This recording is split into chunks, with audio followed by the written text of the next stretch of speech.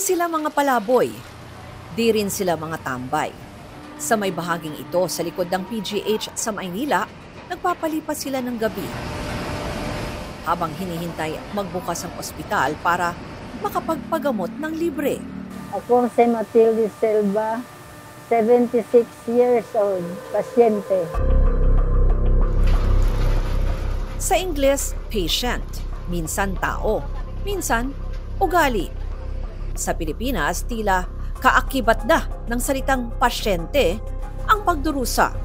Nang makilala ko si Nanay Mati, ikatlong gabi na pala niyang dito natutulog sa labas habang nagpapabalik-balik sa ospital para sa iba't ibang check-up at test. Ito, unan ko. Yan ang unan mo, yung plastic.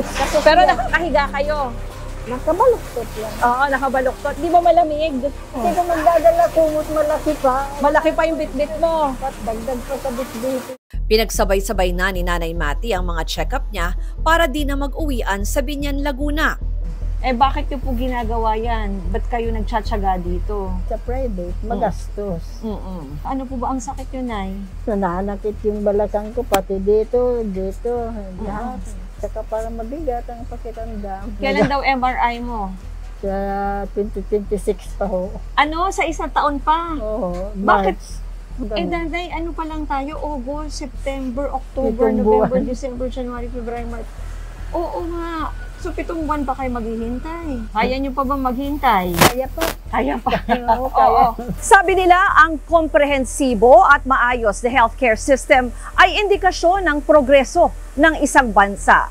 Ang Pilipinas, napano na kung ang access sa pinakapayak at pangunahing serbisyong pangkalusugan ay nananatiling mailap at mahirap. Alas 5 pa lang, box office na ang pila sa outpatient department. Ang ilan halatang may iniinda pero mismong sila kailangang pumila. Si Nanay Mati kasi may number na nakuha kaya ang pipilahan niya na ngayon ang check-up niya sa OB-GYN. Nang matunto ni Nanay Mati ang OB-GYN clinic, 5 oras pa bago siya naharap ng doktor. At pagkatapos ng 3 gabi, 4 na araw at higit 5 oras na kalbaryo ni Nanay Mati, ayaw tanggapin ang kanyang appointment slip dahil nung 1 buwan pa raw pala siya dapat nagpa-check up. Ang nakuha niya, panibagong mga appointment na naman. Tapos na ang mission.